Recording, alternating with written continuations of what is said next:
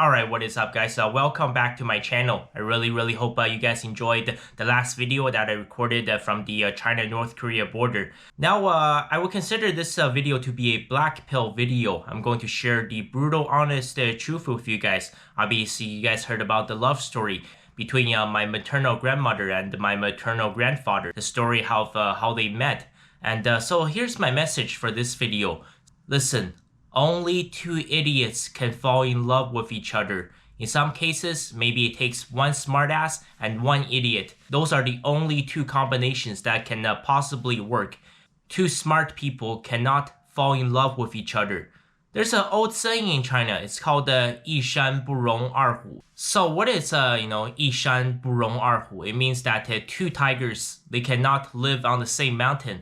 It's the exact same thing. So, I've been talking a lot about divorces, obviously. My family, I'm pretty sure at this point, has the unofficial Guinness World Record for divorces. But all of that aside, what is something I've noticed, right? So I've said the divorce rate, I would say roughly is 50% in China. What's interesting is that it's also roughly 50% in Taiwan. It's also roughly 50% in South Korea and Japan. Once again, I'm not even talking about the West at this point. What I've noticed is that I did mention, all of the China's cities, they're divided into 5 tiers, right? The mega cities, Beijing, Shanghai, Shenzhen, Guangzhou, Chongqing, Chengdu. So those are tier 1 cities. As the cities get smaller, you go down to tier 2. The city I'm staying in currently, Jilin City, this is tier 3, so this is in the middle. Then it goes down to tier 4 and tier 5, then it goes down to counties, then villages. So I've noticed is that if you live in a mega city, the tier 1 cities, I'm talking about 15, 20, 25, or even 32 million people. Yes, there's a Chinese city with 32 million people. The divorces in these cities are absolutely staggering. It's not even 50. I would say it's probably 60 to 70%. Something quite interesting, right? There's no official statistic. As you go down, if you go to tier 2, maybe the divorce rate is 50%. Tier 3 city, I would say maybe it's 40%. Tier 4, it could be 20%. If you go down to a really rural county or a subdivision or a village, right? For example, if you lived in a tiny Chinese village of 20,000, 30,000 people, it's very possible that there are virtually no divorces. Everybody lives happily ever after. What the hell has happened? I did mention, right, China's divorce rate was always legal, right? Ever since China officially became the People's Republic of China in 1949, divorce was always legal. But for the longest time, it almost never ever happened. Even in 1980, China's divorce rate was just 2%. I would say even as recently as until 2000, China's divorce rate was probably less than 10%, right? This is a very recent phenomenon. So what has happened? Why do I say that there's not enough room in a relationship or a marriage for two smart people? And there has to be one idiot. Typically, I'm sorry to say, ladies, has to be the woman. Because if both person in a relationship or marriage, if they're both extremely smart, both extremely intelligent, that marriage and relationship is guaranteed to be toxic, it's guaranteed to be abusive, and that marriage is almost guaranteed to end up in divorce. So let's think about it like this, right? If you go to a mega tier 1 city with 10 million, 15, 20 million people, let's say if you go out there searching for a partner, what are you most likely to find, especially in women? Well, most likely that Chinese woman, probably if you go to one of those marriage markets, yes, they do exist in mega cities in China. Those are actually real. People do put up signs. Usually it's by their parents. Says, my daughter is 25. She's making this much, and this is how tall she is. This is her hobby. This is her picture, and she will try to look for a husband for her daughter. So yeah, that is very much real. So what you'll notice is that when you go to the mega cities, almost all of these bachelors and bachelorettes, almost every single one of them, at the minimum, right, they have a university degree. Many of them, they have gone to graduate school. Many of them, they have their masters. They have possibly gone to law school. They have gone to medical school. And many of them, they have their PhDs. So you have a bunch of people who are extremely educated. And now as you go down the tiers, right? If you go down to a tier 2 or tier 3, tier 4, tier 5, where I did mention the divorce rate is a lot lower. For example, if you go, let's say to a tier 5 city or even lower. So if a city does not have enough people, it doesn't even qualify for tier 5 because it's considered to be a county, right? If you go down to a county of, 200,000 people, right? If you go to that place, if you're trying to look for a bachelor or bachelorette, what you see is that typically very few people have a lot of years of education. You could find someone that's, has never gone to high school.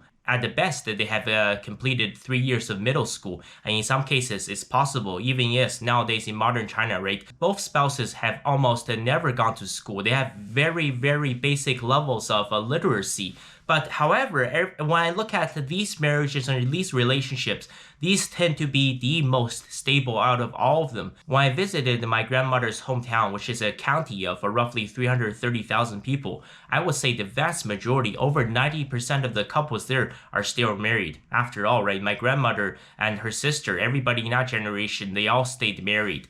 My mom was an exception, of course. So what I found is that, generally speaking, if both spouses have almost never had any kind of education, let's say they lived a simple life, they had a brick house, they had a couple pigs, they had a couple cows, they had a couple of ducks, and they just raise their animals on the farm, they grow their own vegetables, they sell whatever eggs that their chicken hatch. Sometimes they butcher a couple pigs and they sell the pork for a living. And usually couples who are living that kind of life, they tend to stay together for the rest of their lives. You will almost never ever see a divorce or a toxic relationship, when you look at a couple like that. Once again, I'm not talking about generally speaking. I'm not saying that there are no divorces. There are not any abusive or toxic relationships. But generally speaking, if you enter that kind of marriage, you have over 90% chance of that being a successful marriage. And however, when you, let's say, go to a city, right? If you go to a mega city, and let's say if you go to Shanghai, which has 24 million people, let's say the husband,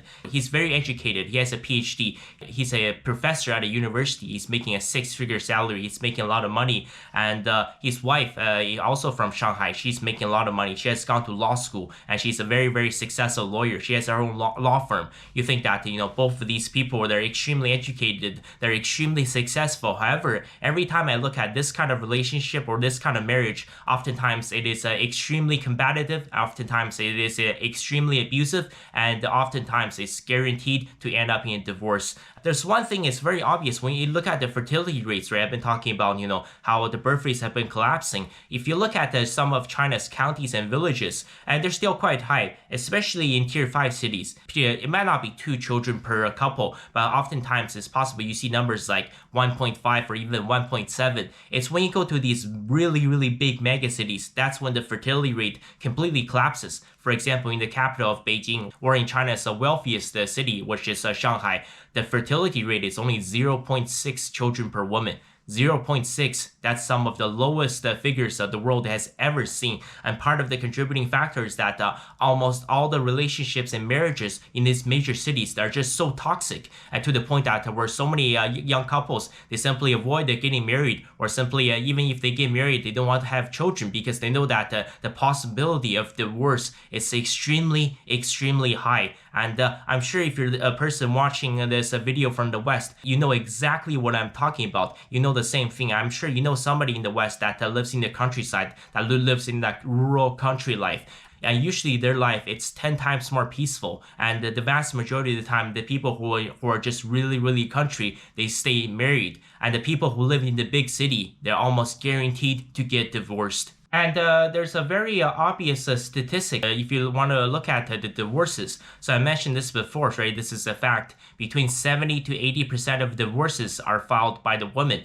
That is a 100% concrete fact worldwide. I believe in China it's 73%. So 73% of the divorces are initiated by women. And obviously there are many, many reasons for that. But I think one thing that's really, really shocking you have to look at when I say that, why, you cannot have 2 extremely smart people in a relationship or marriage. One person has to be the idiot. That's what it takes for a relationship or marriage to work, right? So if you look at divorces who are filed by women with university degrees, right? In China, I believe it's 95%. It's absolutely shocking. I believe in America it's roughly 90%. What do I mean by that? So let's say in China, if you find a woman that has a minimum a 4 years university degree, you get married with this girl, your marriage goes south. There's a 95% chance that it's the Chinese woman that files for divorce. So the 73% is overall. So let's say, if you marry a Chinese girl who's a butcher, who kills pigs for a living, who, you guys live a simple life in the countryside. And if your marriage goes south, It's very, very even. It could be 55 to 45. It might be 50-50. Sometimes, many times, it could be the man who files for the divorce when you live in the rural country life. However, when you go to the city, when you find a girl who is very well educated, and if your marriage goes south, if you hit a bumpy road, it's a pretty much guaranteed that the first one that is going to give up on your marriage is the Chinese woman, and it's almost the exact same trend in the West.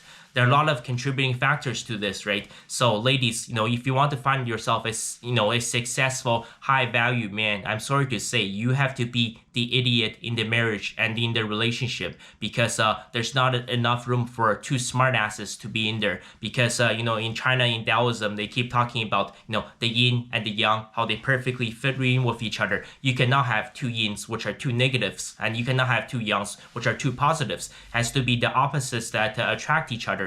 Unfortunately, when you have two people who are just too smart, when both people try to be smart asses all the time, and that is going to cause all kinds of chaos and conflict. And we're seeing the exact cause of this. And I'll give you another example, right? If you look at China, South Korea, Japan, these countries have some of the highest literacy rates in the world. These countries, they value education so much, especially nowadays. Everybody has to go to university. You have to get a PhD. You have to go to law school. You have to go to medical school. And just look at as a direct result, look at the divorce rates. You look at some of the poorer Asian countries, right? Look at let's say Vietnam or Cambodia or Philippines, right? I'm not saying that there are no divorces. I'm just saying this is on average, generally speaking, very, very few people. How many Filipinos do you know are divorced? It is extremely rare in these poor Asian countries, right? Let's say your Filipino's wife is someone who used to work at a restaurant, who used to wash dishes, and you get married to her, versus if you marry a Chinese business girl who has a PhD, who makes a six-figure salary, who is a company CEO, who is a company executive, right? If you marry that Filipino woman who used to be a dishwasher, and there's a over 90% chance that you will stay married for life. But if you married a Chinese woman, the successful businesswoman who is a corporate executive, your chances of divorce, probably 60 to 70%. There's a direct correlation to all of this. So at the end of this video, that is going to be my message to all the ladies out there. If you really, really want to secure a successful, high-value man, do it while you're young. Probably avoid going to university altogether.